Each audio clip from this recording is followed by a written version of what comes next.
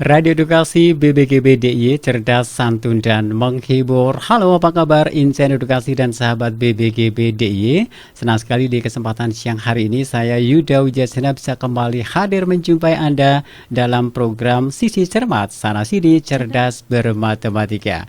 Dan tentu saja acara ini bisa Anda dengarkan melalui streaming di bbgbdiy.kemdikbud.go.id/radio edukasi, dan Anda juga bisa menyaksikan acara ini melalui kanal YouTube BBGB DIY. Dan yang pasti 1 jam saya akan menemani hingga nanti pukul 14 waktu Indonesia Barat.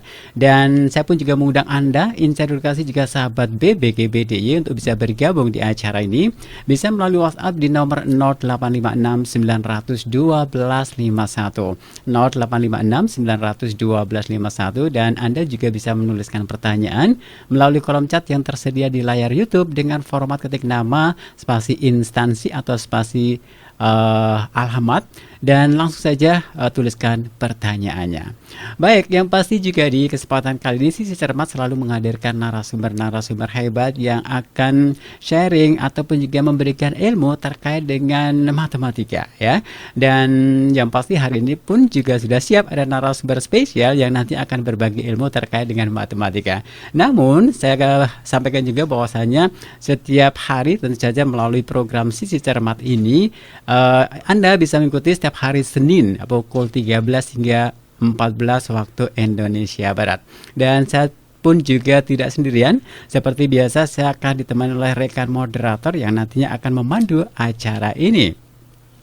Nah, ada rekan saya Jud Haryanti Riana yang kali ini sudah siap juga untuk memandu acara ini. Kita sapa dulu. Halo, selamat siang Riana. Selamat siang Mas Yuda. Oke, apa kabar ini siang hari ini? Alhamdulillah baik. Sehat ya. Sehat. Kita hari ini kembali menyapa Insan Edukasi melalui program Sisi Cermat, Sana Sini Cerdas Bermatematika. Oke, hari ini ada yang spesial ya. Kita mendatangkan tamu istimewa kan? Istimewa sekali nih ya. Karena biasanya mungkin narasumber dari BBGP itu luar biasa. Kalau ini sangat luar biasa. Sangat luar biasa gitu ya. Ada siapa sih? Kali ini ada Bapak Ari Gunawan, Mas Yuda. Bapak Ari Gunawan. Beliau adalah CEO dari Chat AI. Oke. Nanti kita akan membahas tentang computational thinking dan pembelajaran STEM. Oke, wah ini menarik nih, Mas Yuda. Tema yang cukup bagus ya. Dan barangkali ini Insan Edukasi juga sahabat BBGB DIY yang sudah penasaran ya, sebetulnya STEM itu apa, kemudian juga computational thinking itu apa gitu ya. Nanti barangkali ingin mengajukan pertanyaan, kita sudah siap sedia ya dengan Betul WA sekali. gitu kan ya. WA atau di YouTube juga bisa. Oke, nah kalaupun misalnya Insan Edukasi ataupun juga sahabat BBGB DIY akan mengajukan pertanyaan melalui WhatsApp, bisa kirimkan melalui 0856 912 51 ya. Kemudian bisa juga menuliskan pertanyaan melalui kolom chat yang tersedia di layar YouTube, betul kan? Dengan mencantumkan nama dan instansi dan dari mananya kabupaten kota ya. Betul sekali. Oke, Ri, sudah siap ya? Sudah siap banget nih. Oke, baik Insan Edukasi. Kita langsung saja untuk memulai acara kita Sisi Cermat Sana Sini Cerdas Bermatematika, dan akan dibantu oleh rekan saya Riana. Silakan. Terima kasih Mas Yuda. Halo sahabat BBGPD dan Insan Edukasi dimanapun berada. Jumpa lagi dengan saya Riana yang akan memoderatori pada siang hari ini 1 jam ke depan di Sisi Cermat Sana Sini Cerdas Bermatematika. Dan untuk sahabat BBGPDIY dan Insan Edukasi juga jangan lupa selalu simak informasi-informasi dari BBGPDIY melalui sosial media Instagram, Facebook, YouTube, karena akan ada informasi yang sangat menarik melalui sosial media ya Mas Yuda ya. Wah, dan di tengah kita juga sudah hadir nih Mas Yuda, narasumber kita yang sangat luar biasa. Yang tadi saya sudah bilang beliau adalah CEO Chat AI.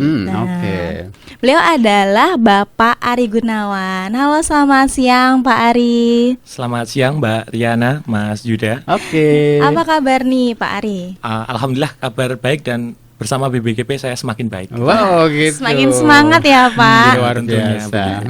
Pasti kalau narasumbernya semangat, Insan Edukasi dan sahabat setia BBGP harus lebih semangat. Betul. Nah nih Pak Ari, kesibukan Bapak saat ini apa nih Pak Ari? Kalau saya sendiri memang sedang aktif mengembangkan portal atau aplikasi berbasis AI, Oke. basisnya WhatsApp. Jadi kita beri nama Chat AI. Chat AI. Ya, Chat AI. Selain itu sehari-hari kami juga selaku pendidik pengajar di salah satu sekolah swasta di Yogyakarta. Wah, sangat luar biasa ya Mas Juda ya. Karena memang sekarang teknologi tuh semakin maju ya Pak, semakin berkembang. Iya. Gitu. Nah, nanti tema kita pada siang hari ini adalah computational thinking dan pembelajaran STEM ya Pak Ari ya. Iya, betul. Nah, baik nih Pak.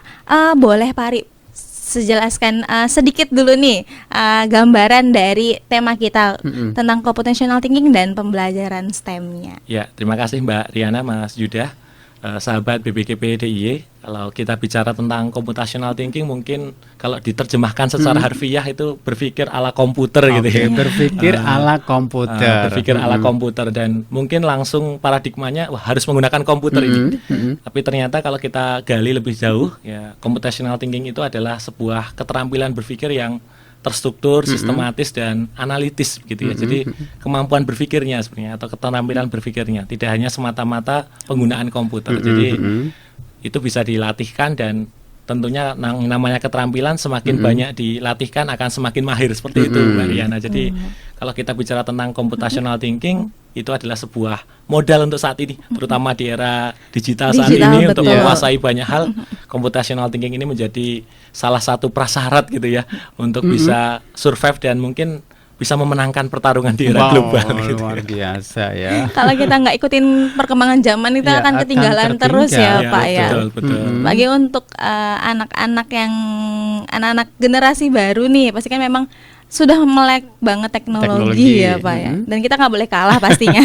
Ya nggak boleh kalah ya. Baik tua maupun muda Harus selalu mengikuti gitu harus ya. mengikuti. Wah, baik nih Pak Ari. Nah, di dalam computational thinking atau CT ya Pak, biasa Ya, kita disebut bisa CT ya. sebut CT, betul.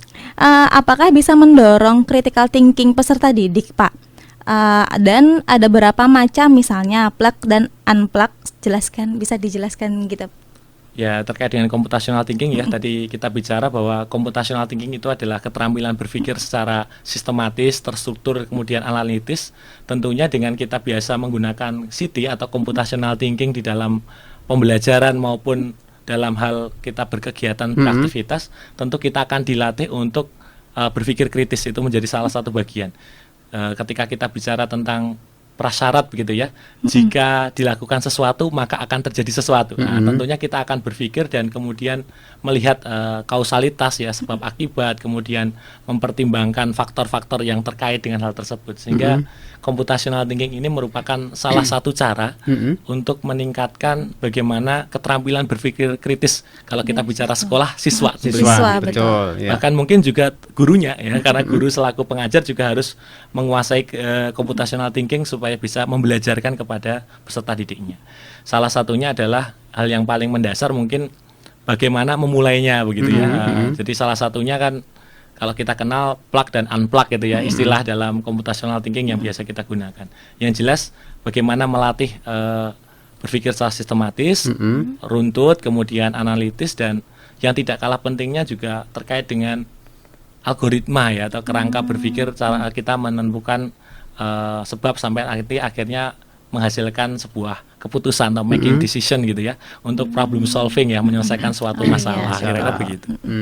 Wah, gitu. Memang berarti dari peserta didik itu memang harus diajarkan sebenarnya sejak dini, atau terkait computational thinking itu bisa diajarkan siswa dari jenjang apa nih Pak? Maksudnya dari PAUD bisa kah, atau itu ataukah pada level tertentu saja? Level tinggi kayak misal SMP SMA kan mungkin berpikirnya sudah lebih kritis ya gitu. Boleh dijelaskan Pak, dan bisa berikan contohnya gitu Pak? Ya, baik. Ini pertanyaan menarik ini. Iya. Jadi sejak kapan computational thinking ini bisa dipelajari gitu ya? Jadi kalau pembelajarannya sejak kapan, sebenarnya sejak usia dini pun sudah bisa kita mulai. Tentunya tidak computational thinking yang seperti kita bayangkan tadi, berpikir ala komputer tadi ya. Rumit ya, Tapi bagaimana lebih sederhana kali ya? Lebih sederhana dan terkait dengan hidden kurikulumnya sebenarnya. Jadi misalnya untuk anak usia dini gitu ya, sering ketika di kelompok bermain atau taman kanak-kanak kita ajarkan anak-anak menata balok gitu ya. Oke. Menata balok dari balok. yang besar, kemudiannya makin kecil lagi, atau mungkin menggunakan puzzle. Oke. Merangkai puzzle dari satu bagian ke bagian lain yang terhubung, terkoneksi sehingga bisa membentuk bangunan atau bentuk tertentu. Itu adalah bagian dari kita melatihkan computational thinking sejak dini gitu ya. Jadi berpikir secara urut, setelah ini saya mau bagaimana? Setelah ini kira-kira yang bagus seperti apa? Maka tidak serta-merta ada balok langsung ditumpuk, kan tentu berpikir nih, setelah merah saya mau biru nih yang lebih kecil, atau mungkin ini bulat ini karena saya mau bikin menara ke atas misalnya begitu. Jadi melatihkan sejak dini mungkin seperti itu yang paling dasar dan sudah biasa dilatihkan. Mungkin wah ini hanya main-main saja begitu ya. Tapi ternyata di balik itu kita sudah mengajak anak-anak kita, siswa-siswa kita itu sejak dini berlatih komputasi, berlatih berpikir ala komputer tadi. Jadi itu yang paling sederhana Mbak Riana. Mungkin waktu kecil, waktu TK gitu ya. Main balok kayak kita main nyusun-nyusun balok ya. gitu, nyusun puzzle. Apaan sih ini? Hanya menentukan warna. Jika warna merah bertemu dengan buah apel misalnya, kalau warna hijau bertemu dengan buah mangga misalnya, itu tentu ada urutan, ada pasangan. Tidak serta-merta langsung dijodohin aja kan gitu ya. Harus sesuai, harus match antara satu bagian dengan bagian lain. Itu secara tidak langsung sudah membelajarkan tadi plug and plug ya, bagaimana kita mengkaitkan, mengkorelasikan satu bagian ke bagian yang lain. Tentunya dengan sangat sederhana ya, masih anak PAUD gitu ya. Nah, tentunya nanti naik level ke berikutnya di jenjang berikutnya, misalkan sekolah dasar, itu sudah biasa kita naikkan levelnya gitu ya, mulai berpikir yang lebih tinggi lagi, sampai mungkin nanti kalau sekarang di SD sudah, kalau game edukasi sekarang sudah anak kecil sudah pegang HP gitu. Iya betul Pak. Nah, itu kan ada beberapa game yang mungkin Mbak Riana, Mas Yuda juga pernah lihat gitu ya. Ada Tetris.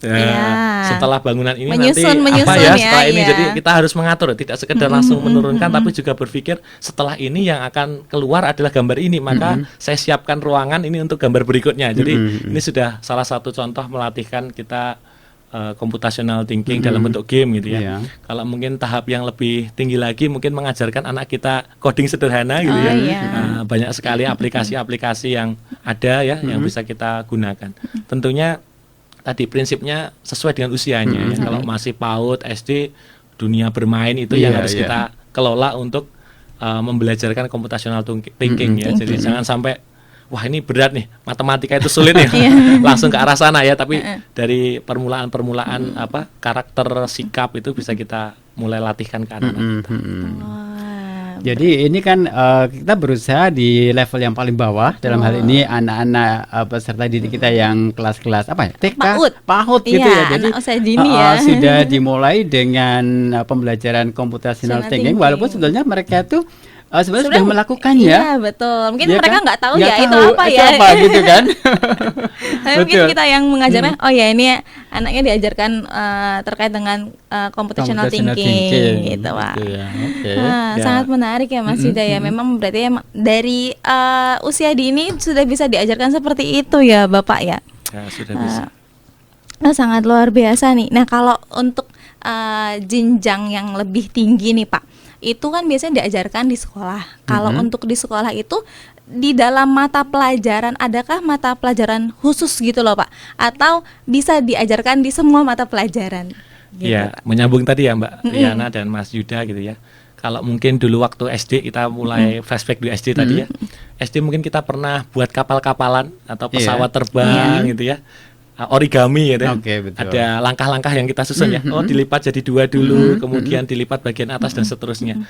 Itu juga bagian dari belajar computational thinking ya, tentang runtutan ya, tentang urutan dan langkah-langkah program. Nah nanti bersambung tadi ke jenjang yang lebih tinggi nih, bagaimana di SMP, SMA mungkin ya. Dibelajarkan di mana ini computational thinking ini, harus matematika kah gitu ya, atau semua mapel bisa kita integrasikan dengan computational thinking ini. Jadi karena computational thinking ini adalah keterampilan berpikir, tentunya dia sangat cair gitu ya, bisa masuk ke dalam masing-masing subjek pelajaran gitu ya. Saya contohkan yang mungkin dikira tidak ada computational thinkingnya. Kita belajar tentang mungkin memasak gitu ya. Memasak. Nah, kita kenal resep ya. Kalau kita belajar resep itu kan ada langkah-langkah ya. Pertama siapkan ini, kedua dan seterusnya. Itu secara tidak langsung juga mengajarkan tentang computational thinking, bagaimana berpikir secara runtut, proses dari satu tahap ke tahap yang lain, dan tidak bisa terlewati begitu saja betul. sebelum tahap sebelumnya terlaksana. Tidak mungkin kita goreng dulu sebelum dikasih Iya, minyak betul. gorengnya. Goreng, ya. Jadi kita belajar itu dari contoh itu matpel mungkin Urutannya harus urutannya betul runut gitu ya. urutannya itu bisa kita ikuti begitu ya. Itu contoh yang sederhana di pelajaran mungkin prakarya atau Oke. apa ya yang terkait dengan kerajinan tangan, hastakarya dan yang lain. Belajar bahasa Indonesia kita mengajarkan anak teks prosedur misalnya ya juga nanti akan berkaitan dengan runtutan. Tapi memang lebih banyak di pembelajaran eksakta gitu ya. Eksakta, ya. Matematika ya jelas ya. Jadi dalam langkah mengerjakan soal misalnya kan kita diajarkan untuk melihat variabel yang ada, kemudian melihat apa yang dicari gitu ya. Jadi artinya kita belajar untuk berpikir secara sistematis. Kemudian yang lain dikaitan dengan ekstrakurikuler mungkin gitu ya. Di computational thinking ini kita bisa belajarkan ke anak dalam beragam ekstrakurikuler. Mungkin yang paling jelas terlihat kalau mungkin di sekolah gitu Mbak Riana, Mas Yuda gitu, ada ekstrakurikuler yang sekarang kan anak-anak digital gitu ya. Mungkin ada desain grafis, Iya, kemudian betul. ada coding, Betul. programming, atau mungkin lebih tinggi lagi beberapa yang kami bina itu di robotik dan Iya, penelitian benar. gitu ya. Itu sangat erat kaitannya dengan computational thinking. Bagaimana mereka belajar tentang variabel, kemudian menganalisis sampai akhirnya nanti bisa merumuskan hal-hal yang ingin mereka kerjakan dalam bentuk produk ataupun langkah-langkah aktivitas. Nah, dari situ pembelajaran ini bisa memungkinkan sekali nih computational thinking ini integrasi di semua mapel, tetapi iya. memang di dalam kegiatan-kegiatan tertentu yang lebih potensial ya, Iya. matematik, science, robotik, Oh, coding, iya. memang Oke. bisa akan lebih nampak ya Lebih dari nampak luar. di situ, Kalau yang ya. lain kan sifatnya seperti hidden curriculum ya. Saya Iya, tidak betul. tidak belajar computational thinking nih, tapi Iya. ternyata memang dari dalam kita ajarkan fungsi-fungsi computational thinking tadi. Oh, berarti semuanya sebenarnya. Tapi memang mungkin kalau mata pelajaran yang lain tidak tampak Tidak ya, tampak, Pak. ya. Gitu. Seperti tadi disampaikan cara belajar memasak tadi itu kan Iya. di situ sudah memasukkan unsur-unsur Computational computational thinking thinking, gitu ya. Cuman kita kan tidak menyadari itu gitu kan. Oke, lanjut Ri. Tadi Bapak juga bilang ada ekstrakurikuler, Ekstrakurikuler ya. Oke. Heeh. Ekskul ya dulu Ekskul, disingkatnya betul. ekskul ya. Betul. Nah, untuk itu kan bukan mata pelajaran yang utama ya, Pak. Iya, betul. Nah, untuk kayak robotik tadi, coding itu. Nah, hal tersebut itu bisa terukur kecapaiannya nggak, Pak? Karena kan itu hanya ekskul ya, nggak yang memang utama seperti pembelajaran di kelas-kelas seperti itu, Pak. Iya, jadi kadang-kadang ketika kita belajar di sekolah itu membagi kegiatan jadi 3 Mbak Riana, Mas Yuda. Oke. Ada intrakurikuler itu Intrakurikuler. pelajaran wajib ya, Wajib. jelas kelas Ya. gitu ya. Oh. Kemudian nanti ada kokurikuler, misalkan kegiatan-kegiatan pendukung, ada praktikum, ada studi wisata dan Oke. yang lain-lain. Kemudian ada satu kegiatan yang tidak kalah penting adalah ekstrakurikuler. Ya. Ini pengembangan minat, bakat dan potensi. Nah, sekarang di kurikulum Merdeka, kurikulum nasional ini ekstrakurikuler menjadi salah satu bagian penting di dalam proses pembelajaran anak didik kita mencapai pendidikan yang seutuhnya untuk anak kita ya, yang Betul. berpusat pada siswa itu. Jadi apakah bisa diukur? Tentu bisa. Jadi di dalam setiap kegiatan sekolah tentunya menjadi sebuah program. Nah, program itu pasti ada evaluasinya. Iya. Ada target capaiannya apa yang ingin dicapai. Misalnya di dalam sebuah sekolah misalnya mengadakan ekstra robotik misalnya di kelas 7, 8 dan 9. Maka di setiap jenjang tersebut pasti punya level yang harus dilalui anak-anak kita. Oh, iya. Oh, kelas 7 ini masih kelas 7, ini masih baru di SMP. Oh, pemahaman robotiknya masih dasar, begitu basic, maka cukup kita belajarkan coding-coding yang sederhana dan Sederhana, ilmiah. ya. Ya mungkin sampai di tahap bisa menghasilkan gambar atau audio suara begitu ya. Tapi nanti di kelas 8 ini sudah bisa nih dengan hardware-nya. Kita kaitkan dengan sensor atau Iya, roda, robot yang bisa Bikin berjalan bisa begitu jalan ya. gitu, yang Bisa kecil-kecil jalan gitu ya, Pak, dibuat ya. Atau mungkin di kelas 9 nanti levelnya anak sudah bisa problem solving nih, menyelesaikan masalah tertentu gitu ya. Iya. Ada masalah apa, kemudian mereka berupaya membuat robot Robot. ya. Robot kan belum tentu seperti transformer ya. Robot itu kan alat yang menggunakan otomasi berbasis sensor dan yang lain gitu. Jadi sangat luas sehingga bisa menghasilkan karya inovatif berupa model atau prototipe sebuah alat yang membantu menyelesaikan sebuah problem gitu atau masalah yang ditemukan. Jadi setiap tingkat itu tentu ada target dan capaian, itu bisa kita buat sehingga nanti anak-anak di dalam belajar itu juga dari yang sederhana ke kompleks ya. Tidak mungkin anak kelas 7 atau kelas 1 SMP baru mulai masuk begitu langsung kita ajari tentang coding dengan menggunakan ABCD yang nanti anak juga ya menyelesaikan problem solvingnya ya. Nanti malah menghasilkan masalah baru gitu. Jadi kita bisa lihat dari tingkat kemampuan berpikir anak sesuai dengan usia dan jenjang mereka berada di mana, sehingga tentunya bisa kita cari targetnya, kita capaian belajarnya seperti apa nanti. Di kelas 7, 8, 9 tentunya kita sesuaikan. Di computational thinking kan kita belajar dari yang sederhana ke kompleks. Anak pun juga kita harus hadapkan, kita ajarkan seperti itu juga. Jangan sampai tadi ada lompatan yang membuat mereka terlewat salah satu bagian yang membuat tidak maksimal gitu ya. Nambah problem Nambah lagi Pak. problem lagi nanti. Nggak sampai di problem solvingnya nanti. Iya betul. Wah, nampaknya pembahasan kita sangat ini ya, masih sangat menarik Luar biasa sekali iya. gitu kan, Ja. Karena masih banyak lagi nih pembahasan-pembahasan yang akan kita kulik lagi, betul kan, seputar apa namanya computational thinking dan STEM ini ya. karena memang masih banyak lagi nih Mas Betul Yuda. sekali. Dan kita ingatkan juga kepada Insan Edukasi dan juga sahabat BBGBDY yang mau bergabung ya. Betul. Barangkali ingin mengajukan pertanyaan, silakan bisa melalui WhatsApp di nomor 0856 900 1251 atau bisa ke ke YouTube BBGPDI. Nanti kan ada komen ya, kolom komen itu tuliskan nama, instansi dan asal kabupaten. Karena kan mungkin ada yang dari jauh-jauh nih. Betul. Nah, jadi agar kita sebutkan juga nih. Betul. Gitu. Oke, kita akan jeda dulu. Ya, kita jeda sebentar, tetap di Sisi Cermat, sana sini cerdas bermatematika.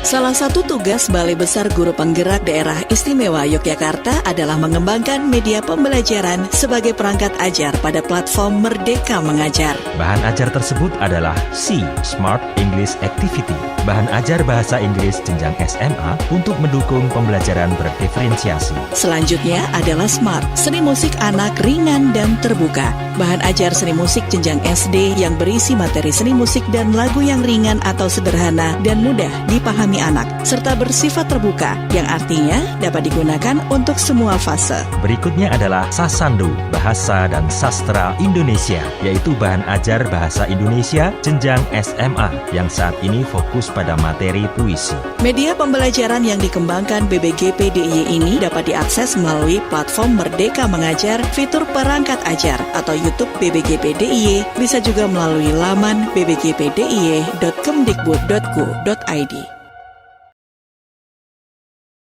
Pencapaian terbesar kami adalah anak-anak mampu menciptakan game sederhana dan berbasis coding, serta dari pengalaman mereka banyak ide yang diambil dari dasar mereka selalu bermain game.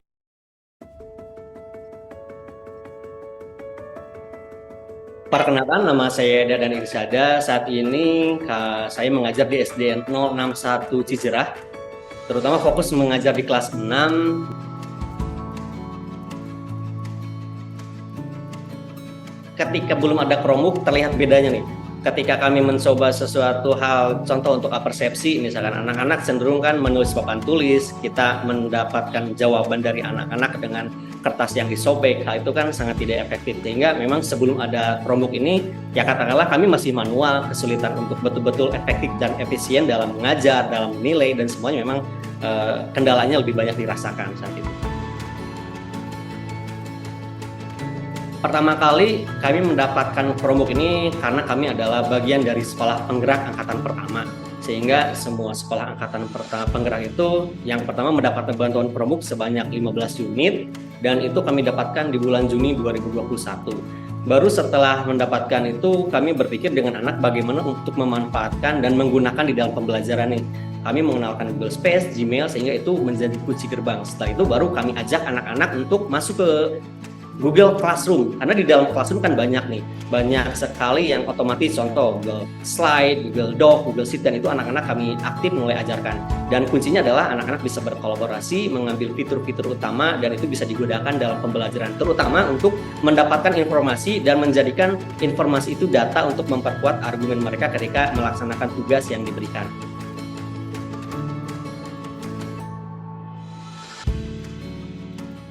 Nah, namun yang lebih jauh lagi, ternyata kami alhamdulillah berhasil melaksanakan proyek penguatan profil pelajar Pancasila dengan membuat proyeknya yaitu membuat coding berbasis block coding. Namun ini anak-anak dirasakan mereka bisa membuat game sederhana dan cerita animasi yang aplikasinya adalah Tinker dan Sketch Junior pada tablet. Nah, setelah itu baru anak-anak itu kan sistemnya block coding selama 15 hari berturut-turut gitu ya. Jadi ada mulai dari penggunaan teorinya seperti apa, konsepnya seperti apa, bahkan anak-anak diajak untuk mendesain gamenya seperti apa, menentukan elemen block codingnya apa saja, kemudian latar belakang atau latar dari gamenya apa saja, itu semua anak-anak diskusikan. Itu akhirnya hal pencapaian yang betul-betul menurut kami bisa dikatakan satu-satunya SD negeri yang sekolah penggerak menggunakan Chromebook untuk project coding itu kan di sekolah kami. Dan hal itu memang menarik kami karena memang project ini berbasis dari masalah, karena kami tahu bahwasanya anak-anak saat ini lebih cenderung aktif menggunakan game dan mereka banyak waktu untuk game, sedangkan kenapa tidak kita coba dari masalah tersebut kita ajak anak untuk menciptakan sesuatu dan itu game dan berbasis coding. Bahkan yang menarik adalah pada saat kita selesai menggunakan Chromebook sebagai media untuk project P4 ini, ada salah satu Ananda Okta mungkin dapat idenya ini bagaimana Chromebook untuk coding. Okta ini berpikir, ya, kenapa tidak saya Pak, bisa nggak kira-kira bisa berkarir di Google Indonesia gitu. Harapan kedepannya penggunaan Chromebook ini tidak hanya dilakukan di kelas 6, namun akan kami coba dilakukan untuk pembelajaran di kelas 5, 4, 3, 2, dan 1. Hal itu akan sangat mungkin betul-betul menggunakan Chromebook ini sebagai media dan teknologi yang dapat membantu guru, memudahkan guru, serta meningkatkan minat dan kemampuan belajar anak untuk betul-betul tertarik bahwasanya teknologi ini dipahami sebagai media yang dapat membantu dan memudahkan, sehingga pembelajaran akan lebih berkesan dan bermakna bagi anak-anak di seluruh SD 061 Cijerah.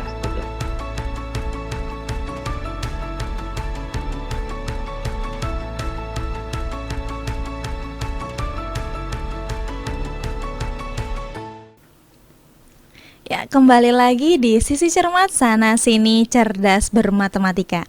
Masih bersama narasumber kita yang sangat luar biasa dan pastinya hebat ya. Betul. Mas Yuda ya. Bapak Ari Gunawan. Nah, tadi kan sudah kita membahas tentang Siti tadi ya, Mas, dan juga ini seperti ada pertanyaan-pertanyaan dari sahabat BBGPDI ya. Iya, betul sekali. Kita langsung bacakan aja ya, Ria. Langsung aja. Oke, ini ada satu pertanyaan yang sudah dikirimkan melalui WhatsApp di 0856 900 1251. Ada Bapak Budi dari Jawa loh, Ri. Dari mana, Mas? Dari Lampung. Wah, jauh ya, nyebrang ya. Pokoknya selamat siang ya untuk Pak Budi ada di Lampung. Terima kasih sudah bergabung di acara Sisi Cermat Sana Sini Cerdas Bermatematika. Dan pertanyaannya ini untuk Pak Ari, mengapa computational thinking itu penting untuk dipelajari sejak dini? Oke, pertanyaannya itu Pak Ari. Langsung dijawab ya. Langsung dijawab. Jadi mengapa computational thinking itu penting sejak dini? Karena satu, pembelajaran itu ketika diawali sejak dini maka bekasnya akan lebih lama. Kayak kata pepatah itu, Mas Yuda ya. Jadi kalau kita mengukir di atas batu itu kan nanti akan lebih awet ya, akan lebih menjadi prasasti dibanding mengukir di atas air kan begitu. Jadi computational thinking ini penting kita ajarkan sejak dini supaya anak-anak kita terbekali dengan keterampilan berpikir ala komputasi tadi, yang cermat, terstruktur, sistematis, sehingga di masa mereka mendewasa menjadi pribadi yang otonom, menjadi pribadi yang sudah bisa menentukan sikap nanti ke depan dalam hal memutuskan sesuatu ya, decision making atau mungkin problem solving, mengatasi masalah, dia sudah bisa melakukan itu dengan keterampilan yang sudah mereka miliki sejak dini, sehingga tidak hanya sekedar spontanitas dalam memutuskan sesuatu, tapi ada runtutan sistematis dengan mempertimbangkan berbagai faktor yang ada di sekitar lingkungannya. Jadi saat tidak langsung kita membelajarkan anak untuk lebih berpikir kritis, kemudian peka terhadap kondisi yang ada di lingkungan. Itu penting membelajarkan computational thinking. Bukan sekedar berhitung gitu ya, tapi juga memperhitungkan sesuatu, mempertimbangkan, bijak kira-kira begitu. Bijak gitu ya. Oke, ini tadi jawaban yang sudah diberikan oleh Bapak Ari terkait pertanyaan yang dikirimkan oleh Bapak Budi dari di Lampung. Semoga bisa terjawab ya Pak ya pertanyaannya. kedepannya. Nah, terkait tadi nih Pak, mungkin masih lanjutan ya Pak. Tadi kan terkait dengan cermat, itu kan termasuk proses ya Pak, proses dari computational thinking sendiri. Nah, sebenarnya untuk di proses itu yang paling penting tuh di mana sih Pak dari Siti itu? Jadi kalau kita bicara computational thinking, proses yang paling penting menurut kami gitu ya, sebagai praktisi gitu ya, mungkin kalau kita bicara dalam tataran teoritis mungkin banyak variabel atau penelitian-penelitian yang ada ya, tapi dari segi praktis yang paling penting di computational thinking itu adalah kesiapan anak untuk berpikir sistematis gitu ya. Jadi kalau sudah sistematis, nanti otomatis nanti dia akan mempertimbangkan faktor-faktor yang lain. Tidak mungkin tiba-tiba gitu ya. Betul. Tidak ada spontanitas, tapi semuanya berdasarkan pemikiran, kemudian analisis. Itu penting Mbak Riana. Jadi kalau sudah terlatih untuk sistematis, urut, runtut, kemudian memperhatikan variabel-variabel lain tadi, insya Allah ketika kita, anak-anak kita khususnya dalam hal melakukan sesuatu, belajar maupun aktivitas, dia tidak gerusa-gerusu gitu ya. Dia lebih terstruktur ya Pak, gitu ya. iya. Betul, lebih terstruktur dan menyelesaikan problem solving tadi, karena kan kalau sudah terstruktur pasti nggak yang terburu-buru ya. Jadi sudah matang gitu kan. Iya. Kalau buah udah siap dipetik ya Mas. betul.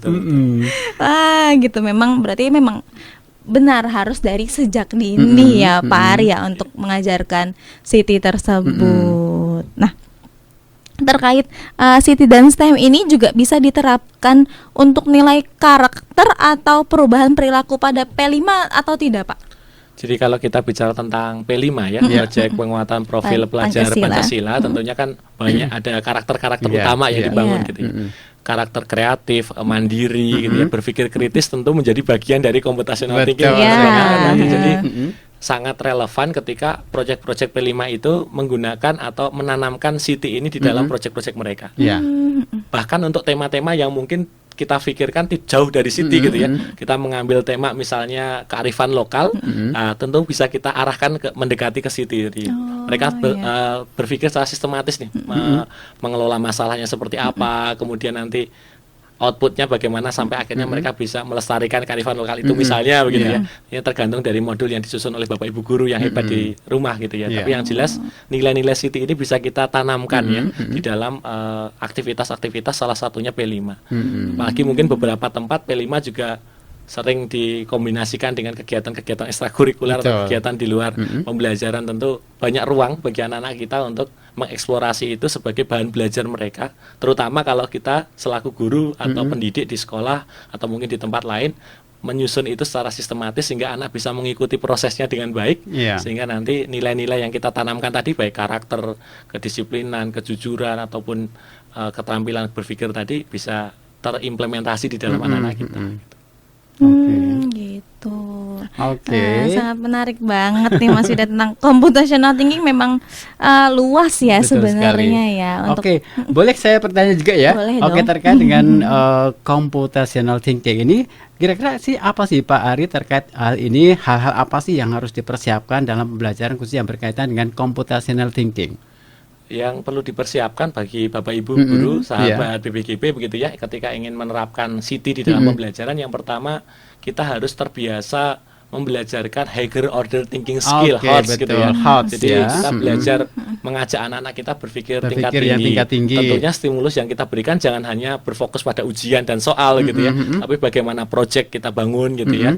Kita buat anak-anak ini dalam project tertentu sehingga mereka bisa berpikir untuk problem solving tadi, sehingga bisa memikirkan latar belakangnya seperti apa, alat dan bahan mungkin yang diperlukan, kemudian menggali referensi dari berbagai sumber untuk triangulasi data misalnya, data pembanding, dan nanti harapannya ke depan anak bisa menghasilkan sesuatu sebagai jawaban dari masalah yang disampaikan dalam proyek tadi. Sehingga dengan pembelajaran-pembelajaran berbasis proyek, anak-anak bisa kita arahkan untuk memaksimalkan potensi berpikir mereka. Tidak hanya sekedar menghafal atau mengingat materi secara teoritis, tetapi menyelesaikan masalah dari berbagai sumber yang mereka peroleh. Nah, sehingga nanti sudah belajar seperti AI nih, banyak sumber yang masuk, kemudian dengan kemampuan Siti anak nanti bisa memilah mana yang bisa diambil selesaikan dan bisa dijadikan rujukan di dalam menyelesaikan masalah itu.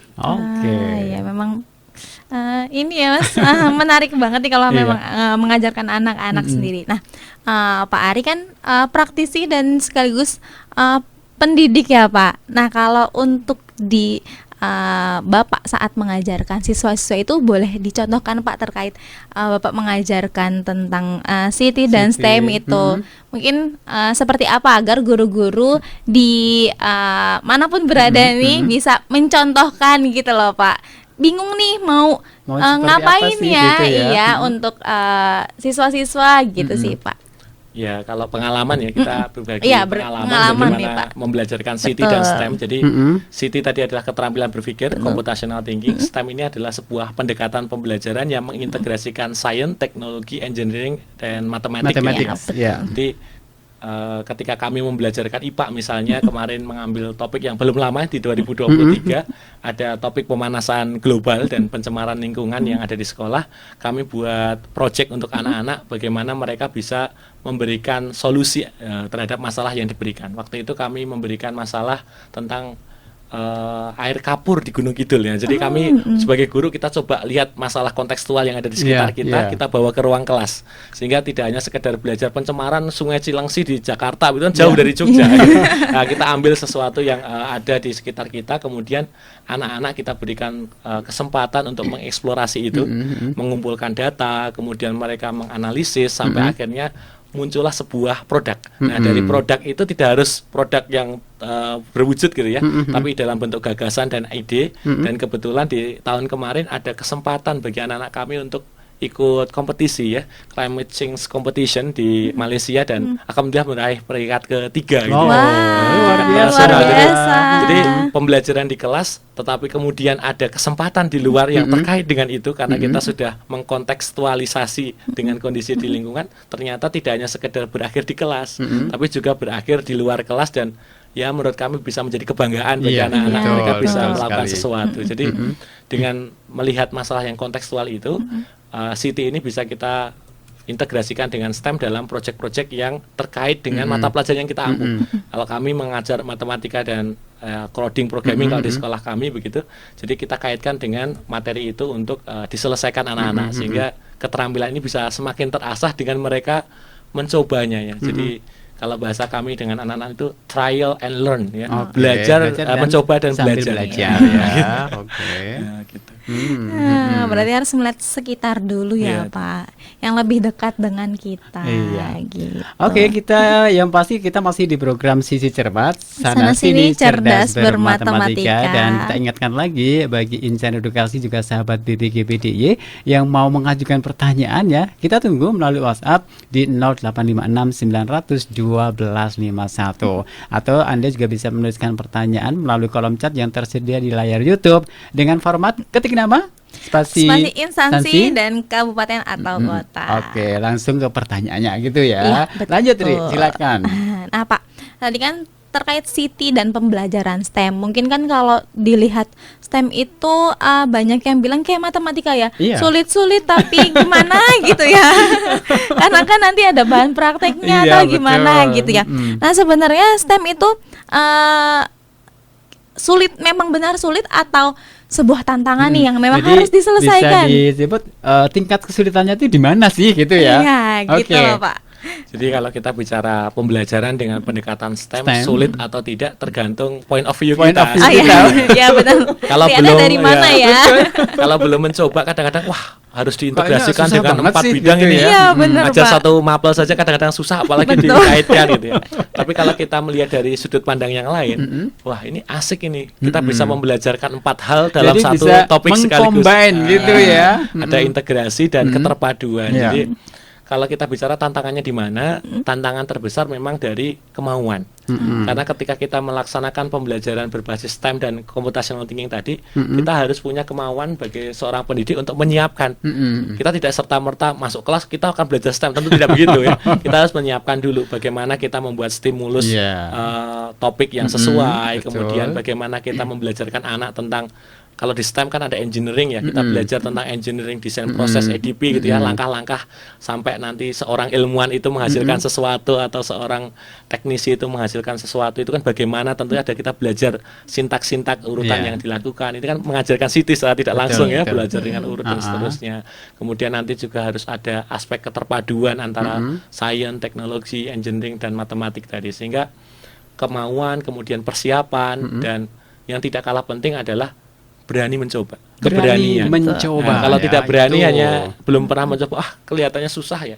Kalau kita tidak pernah melangkah, perjalanan sejauh apapun tidak akan sampai, Iya, Pak. Jadi betul. harus mencoba dulu. Nanti kalau mungkin ditemukan hal yang kurang pas, sesuai, bisa. kurang pas atau tadi hambatan atau tantangan ya, gitu. malah ini adalah kesempatan kita belajar. Nah, jadi kesempatan kita belajar kekurangannya di mana dan apa yang harus kita tingkatkan.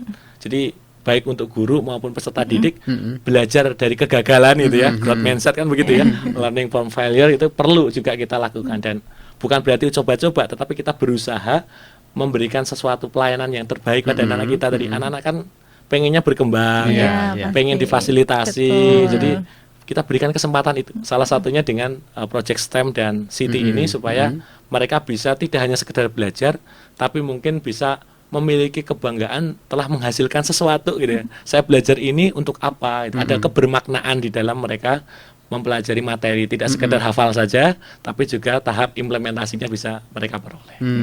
Oke, Wah, wow, baik, Ustaz. makin asik ini ya. Iya, tapi tahan dulu nih Mas Yuda. Tahan dulu ya. Iya. Kita akan kembali Kita akan- jeda dulu. Betul. Untuk perbincangan akan kita lanjut setelah ini karena kayaknya sudah makin panas ya. Iya. Baik, kalau gitu sahabat BBGPD dan Insan Edukasi, kita nikmati selingan yang berikut ini tetap di Sisi Cermat, Sana sini, Cerdas Bermatematika.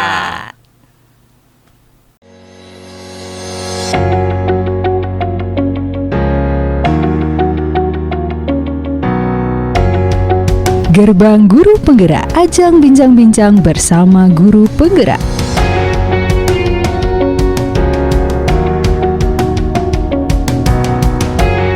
Gerbang Guru Penggerak menyiarkan gagasan, inovasi, aktivitas yang dilakukan oleh guru penggerak dalam menerapkan pembelajaran berbasis paradigma baru.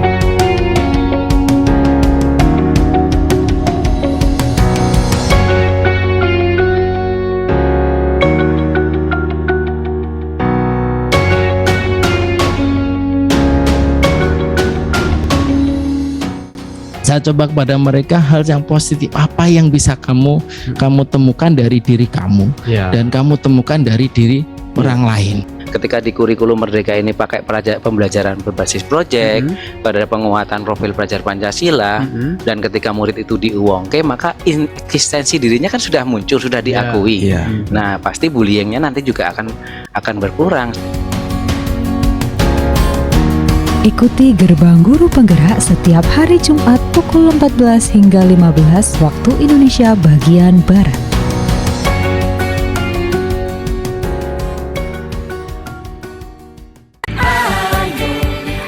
Ayo kita teruskan semangat kecurihan Dayani. Ayo bersama Ki Hajar kita harus belajar.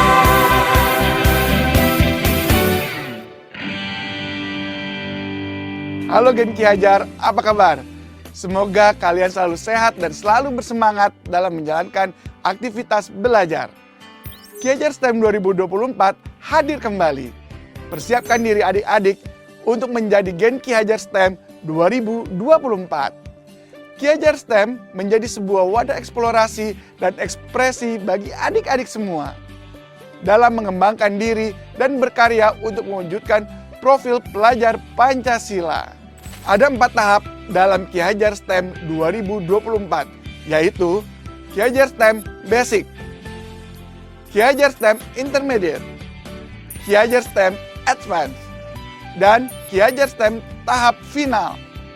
Di tahap final inilah kami akan menobatkan siapakah yang akan menjadi Gen Ki Hajar terbaik di setiap jenjangnya. Ki Hajar STEM 2024 juga menjadi bagian dari upaya kami meningkatkan pemanfaatan akun belajar.id untuk adik-adik semua. Oleh karena itu, pastikan adik-adik telah mengaktifasi akun belajar.id sebelum mengikuti rangkaian Ki Hajar STEM 2024. Untuk memperkaya kemampuan dalam membuat kreasi bahan belajar, adik-adik juga akan dibekali dengan pendampingan secara substansi dan teknis. Bagaimana membuat bahan belajar yang menarik? Salah satunya dengan menggunakan aplikasi Canva for Education. Seluruh informasi Ki Hajar STEM akan adik-adik dapatkan melalui laman Ki Hajar STEM 2024. Melalui laman ini, adik-adik juga akan mendapatkan berbagai informasi berkaitan dengan persiapan seperti fitur Ayo Berlatih. Selain itu, informasi pelaksanaan Ki Hajar STEM 2024 secara berkala dapat adik-adik akses melalui kanal media sosial kami. Pastikan tidak terlewat ya. Bersama Ki Hajar STEM 2024, wujudkan gen Ki Hajar yang berpikir kritis, kreatif, kolaboratif, dan komunikatif untuk tercapainya profil pelajar Pancasila.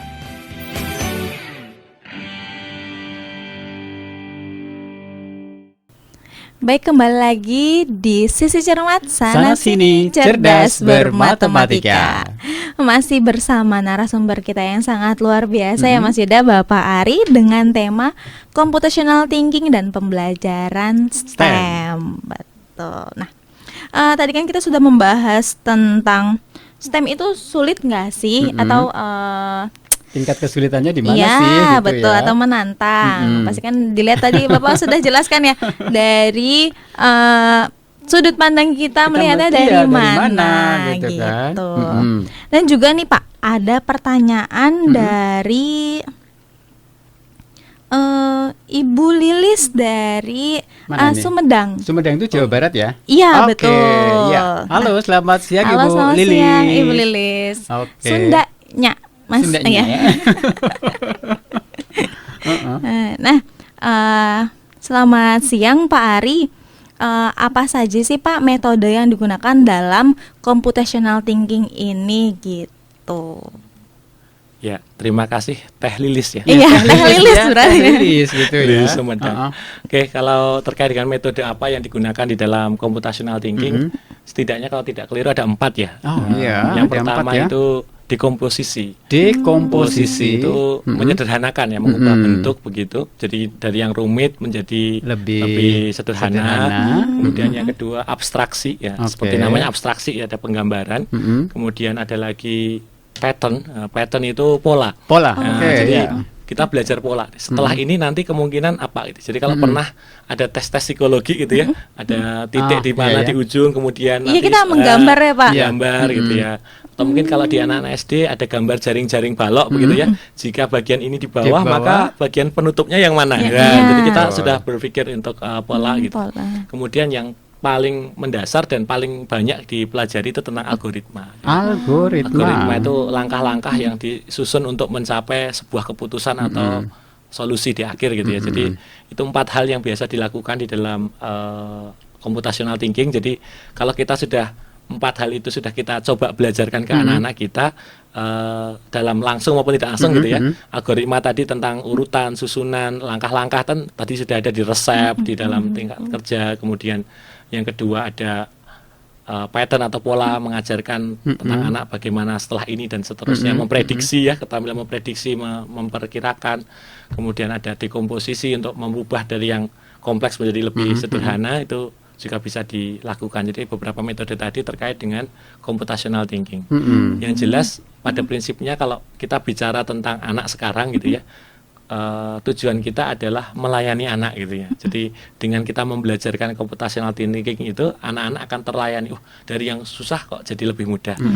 Belajar untuk mempersiapkan mereka untuk menghadapi sesuatu dengan algoritma, dengan yang tadi. Jadi ini bagian penting sebenarnya kalau kita tadi mengulang yang beberapa hal tadi P5 tadi, internalisasi itu ya sebenarnya bisa kita belajarkan tidak langsung, tetapi bisa masuk ke dalam diri anak-anak kita. Berarti harus melewati metode-metode yang dari awal itu ya Pak, baru bisa mencapai algoritmanya itu. Wah, semoga Ibu Lilis atau Teh Lilis ya, semoga terjawab ya pertanyaan-pertanyaannya dan bisa juga diterapkan untuk mengajarnya nih. Siapa tahu Teh Lilis guru mungkin ya. Bisa jadi ya, beliaunya guru gitu kan. Oke Pak Ari, terkait masih kita ngomongin terkait computational thinking. Lantas bagaimana sih kita katakanlah para guru ya seperti itu, misalnya untuk memotivasi para peserta didik agar tidak kendor dalam belajar computational thinking, itu artinya selalu bersemangat gitu loh. Mungkin ada trik atau kiat-kiat tertentu sehingga bisa memotivasi para pelajar untuk bisa terus semangat belajar tentang CT ini. Jadi kalau kita bicara motivasi kan, motivasi terbaik itu datangnya dari dalam diri sendiri ya. Motivasi intrinsik dari anak. Kalau kita sebagai guru dari luar mungkin motivasi ekstrinsik. Lalu bagaimana kita menumbuhkan motivasi intrinsik tadi? Betul. Kita kenalkan tentang kebutuhan. Jadi kita sampaikan ke anak-anak, computational thinking ini adalah kebutuhan kalian untuk hidup di masa depan. Jadi kalau mereka merasa butuh dengan itu, maka mau tidak mau kalau yang namanya kebutuhan pasti akan diupayakan harus gitu ya. Jadi mereka akan berusaha semaksimal mungkin untuk menguasai keterampilan itu sehingga harapannya ke depan mereka bisa survive ya di dalam tantangan ke depan. Kemudian yang kedua, terkait juga kita bisa sampaikan ke anak-anak, pentingnya computational thinking adalah menyelaraskan diri dengan zaman. Jadi zaman kita kan zaman teknologi. Nah, teknologi ini kan bekerja salah satunya dengan menggunakan keterampilan computational thinking. Mau jadi engineer, apalagi sekarang prompt engineer ya. Jadi itu juga kita butuhkan kemampuan-kemampuan seperti itu sehingga harapannya anak dengan tahu dia di mana dia sekarang, ke depan dia akan seperti apa. Nah, computational thinking ini adalah jembatan bagi mereka sehingga kalau kamu tidak memiliki ini, kamu tidak bisa melalui ini. Jadi ini penting untuk kita tekankan kepada anak-anak kita, jenjang apapun gitu ya, dari PAUD kemudian sampai mungkin SMA ataupun perguruan tinggi, yang jelas adalah kebutuhan akan keterampilan ini untuk hidup di masa yang akan datang. Dan yang terakhir yang tidak kalah penting, mau jadi apa kamu ke depan, computational thinking ini juga bisa menjadi jalan itu. Jadi ke depan mungkin ingin beraktivitas di dunia IT atau mungkin di dunia yang lain, tapi keterampilan ini kan bisa melekat di semua aktivitas ya. Jadi keterampilan tadi menyederhanakan, dekomposisi, pola, kemudian algoritma, itu kan akan digunakan di semua lini kehidupan, tidak hanya di bidang-bidang yang terkait dengan matematika atau teknologi komputer khususnya. Wah, berarti untuk anak-anak harus kita jelaskan dulu nih. Jadi ini satu challenge atau tantangan ya. Luar biasa. Sebagai pendidik ya. Iya, betul. Oke, silakan Ri. Nah, nih Pak, kalau untuk jika CT dan STEM itu diterapkan, apakah mampu meningkatkan pemahaman pada siswa atau hanya sekedar yang tadi Bapak bilang CT untuk kayak ekstrakurikulernya aja, atau hanya sebagai pembelajaran yang instan gitu loh Pak? Jadi kalau CT ini tadi bisa diintegrasikan di dalam semua mata pelajaran, tentunya nanti akan mendukung target capaian pembelajaran di masing-masing mata pelajaran tadi. Jadi kalau anak-anak sudah menggunakan CT dengan baik, keterampilan berpikir komputasinya kemampuan mereka berpikir kritis, bernalar, terstruktur, sistematis gitu ya. Tadi dengan berbagai metode yang ada tadi, tentunya harapannya bisa sejalan dengan peningkatan prestasi belajar mereka. Jadi kemungkinan sangat kecil ya kalau anaknya itu bernalar kritis, bisa belajar dengan sistematis, kemudian hasilnya tidak maksimal, karena tidak ya. Jadi kalau kita percaya hasil itu tidak akan mengkhianati proses gitu ya. Mudah-mudahan dengan proses pembekalan computational thinking pada anak-anak kita ini, harapan akhirnya salah satunya adalah capaian pembelajarannya juga bisa tercapai dengan hasil yang baik. Dan di sisi lain mereka memiliki karakter CT itu di dalam diri mereka. Itu yang tidak kalah penting dari sekedar nilai yang mungkin mereka peroleh di mata pelajaran yang mereka ikuti. Wah, berarti memang ini ya berpengaruh juga ya terhadap diri siswanya ya Pak ya. Selain nanti juga hasilnya bagus di intra sekolah dan ekstra sekolahnya juga terlihat kayak sekarang kan memang lagi banyak penggerakan robotik, coding, anak usia dini itu memang lagi anak-anak generasi alfa ya Pak. Iya betul. Lagi ini dikembangkan sekali gitu. Nah, Bahkan sekarang kan event-event tentang lomba yang berkaitan dengan robotika itu banyak sekali banyak gitu banget, kan. iya. Gitu. Dan anak-anak juga tertarik Iya. pasti Pak lebih ke situ. Nah, ada pertanyaan tidak? Ada Masih nih, ada? sepertinya ada yang sudah masuk ini. Wah. Oh, ini datang dari siapa ini? Oh, ini datang dari Pak Rido. Iya, Ini Pak. datang dari Semarang nih ternyata. Wah. Dari Jawa Tengah ya, Semarang Iya, Jawa itu ya? Tengah. Oke. Nah, ini untuk Pak Ari, sebelum mengajarkan Siti kepada anak-anak, tentu guru harus terus mengembangkan kemampuan computational thinking. Adakah tips-tips untuk mengembangkan kemampuan computational thinking itu? Ya, jadi untuk guru ya ini, Mm-mm. untuk guru bagaimana kita mengembangkan computational thinking. Yang pertama, guru itu harus siap belajar. Ya, Oke. dan sekarang ruang-ruang belajar kita cukup banyak gitu ya. Mulai dari webinar, mungkin kalau yang paling sederhana itu semua ada di YouTube gitu ya. Tinggal dicari computational thinking, nanti sudah banyak sekali praktik baik yang ada, baik dari dalam maupun luar negeri yang bisa kita amati, tiru dan modifikasi. Tentunya yang paling penting kita sesuaikan dengan kondisi peserta didik kita Iya, gitu ya. Jadi iya. tidak serta-merta dapat sesuatu kemudian langsung kita terapkan. Tentu harus kita pilah dan pilih dulu yang sesuai. Kemudian yang kedua adalah dengan kita mencoba diri kita terlebih dahulu untuk menerapkan Siti di Iya dalam diri dong. kita. Betul, betul. Berpikir sistematis, kemudian nanti urut, terstruktur, kemudian tadi dalam menyelesaikan sesuatu kita ya menggunakan algoritma di dalam pikiran kita.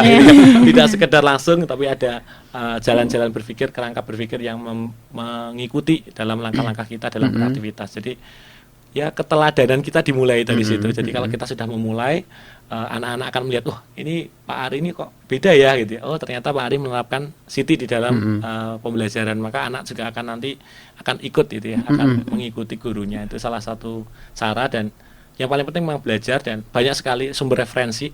Kalau Bapak Ibu guru mungkin di kelas gitu ya ingin membelajarkan Siti, mungkin ada banyak aplikasi ya. Saya boleh contohkan itu ya, ada Scratch gitu ya, kemudian ada MIT App Inventor, kemudian ada banyak lagi lah di sana yang coding ya, ada coding monkey gitu ya, macam-macam lah. Namanya sekarang banyak sekali aplikasi yang melatihkan coding bahkan dari anak SD sampai yang paling dasar PAUD juga ada itu game-game sederhana tadi mengurutkan angka, warna, pola tadi juga ada. Jadi dengan kecanggihan teknologi saat ini tentu masih banyak ruang-ruang kita mencoba dan belajar. Sekali lagi bisa trial and learn sekarang ya. Jadi tidak harus diajari, tapi dengan mencoba maka dia akan belajar. Karena kan kalau tidak itu juga begitu ya. Dicoba dulu, oh ini nggak salah, nggak cocok ini, maka saya akan ubah ya polanya dengan begini. Nah tentu itu juga menjadi bagian penting yang bisa dilakukan Bapak Ibu guru. Oke, gitu. baik. Baik, semoga terjawab ya Pak Rido ya untuk pertanyaannya. Nah, mungkin Pak Ari tahu nih ada lomba Ki Hajar STEM Kemdikbud. Oh iya betul, Ki Hajar STEM ya. Betul, itu bulan Agustus ya Pak. Kalau tidak salah ya Agustus ya. Masih bisa nih untuk Bapak Ibu guru mendaftar. Tapi Pak di sini tuh masih banyak yang tidak percaya diri nih untuk mengikuti lomba STEM tersebut. Karena kan Pak Ari ini CEO Chat AI nih ya. Betul. Nah, boleh Pak berikan langkah-langkah apa aja yang harus dipersiapkan untuk mengikuti lomba tersebut dan juga tips-tipsnya gitu Pak. Jadi agar percaya diri nih, aku mau ikut lomba STEM ini nih gitu. Boleh silakan Pak Ari. Ya kalau bicara Ki Hajar STEM saya juga pernah ikut Pak. Pernah ikut juga ya. Jadi udah pengalaman kan pernah ikut 2020 ya waktu pandemi.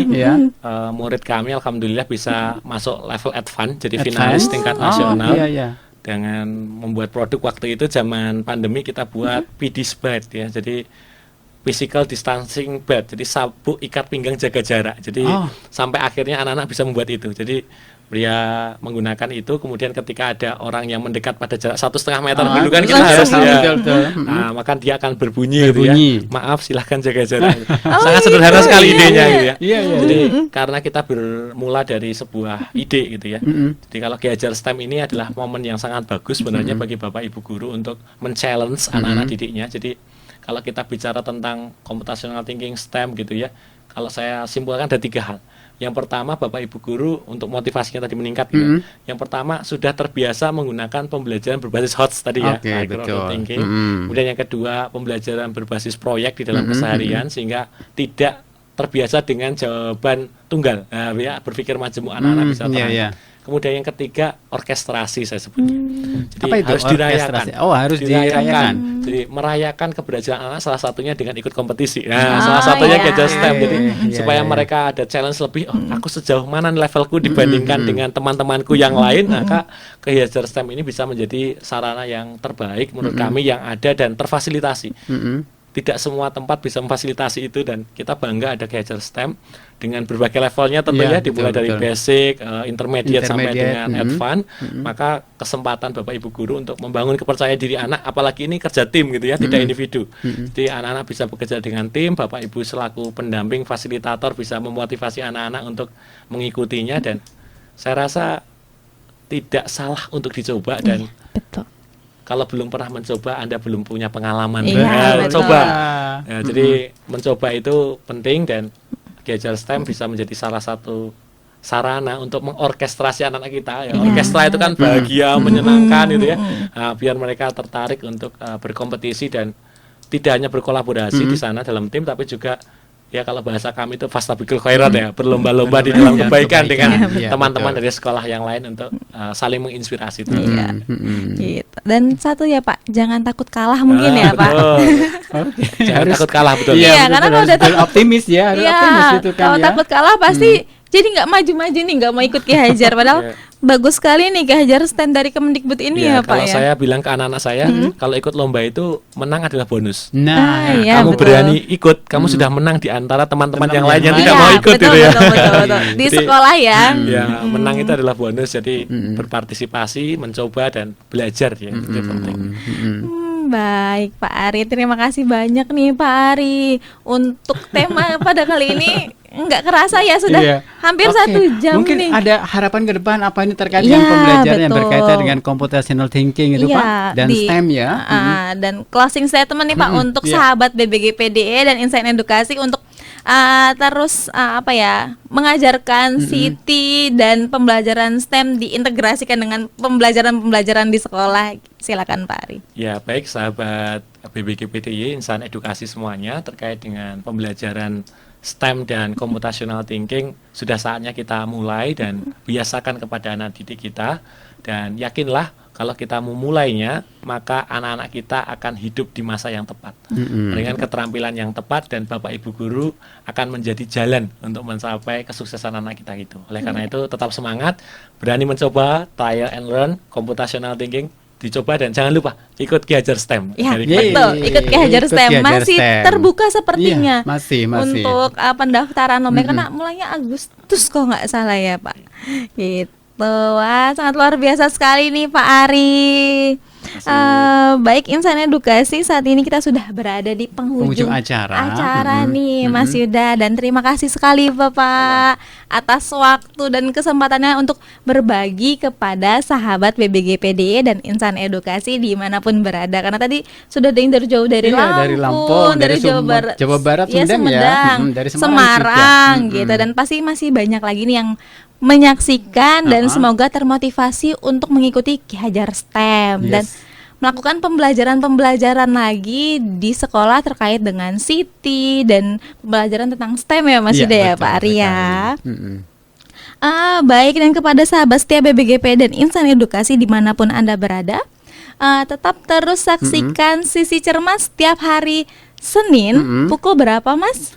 Setiap hari Senin pukul 13 hingga 14 waktu Indonesia Barat. Dan diingatkan juga Rit, untuk penulisan daftar hadir Oke, bagi pemirsa. Bagi pemirsa yang sudah menyaksikan 1 jam ini akan mendapatkan e-sertifikat dan nanti linknya akan ada di kolom komentar di YouTube BBGPDI. Jadi harus menyaksikannya sampai selesai nih.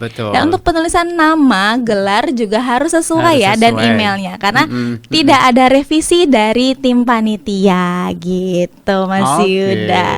Baik, terima kasih sekali lagi Pak Ari. Dan untuk sahabat BBGP dan Insan Edukasi tetap terus saksikan Sisi Cermas sana sini cerdas bermatematika minggu depan dengan narasumber dan topik yang pastinya tidak kalah menarik. Saya Riana pamit undur diri, kurang lebihnya mohon maaf. Saya kembalikan ke Mas Yuda.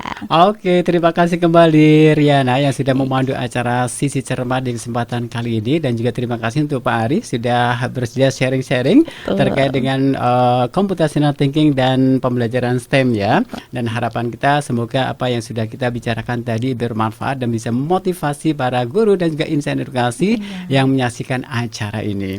Baik, mudah-mudahan di lain kesempatan bisa bertemu kembali, tentu saja dengan mengambil topik yang berbeda gitu ya. Oke, baik, insan edukasi, terima kasih juga untuk Anda yang kali ini tetap setia di program Sisi Cermat, dan saya ingatkan Anda bisa kembali menyimak program Sisi Cermat setiap hari Senin pukul 13 hingga 14 waktu Indonesia Barat. Kita harus segera akhiri kebersamaan kita kali ini. Saya Yuda Wijasena, saya Riana, saya Ari Gunawan, mengucapkan terima kasih. Sampai jumpa, dan Radio Edukasi cerdas, santun, dan menghibur.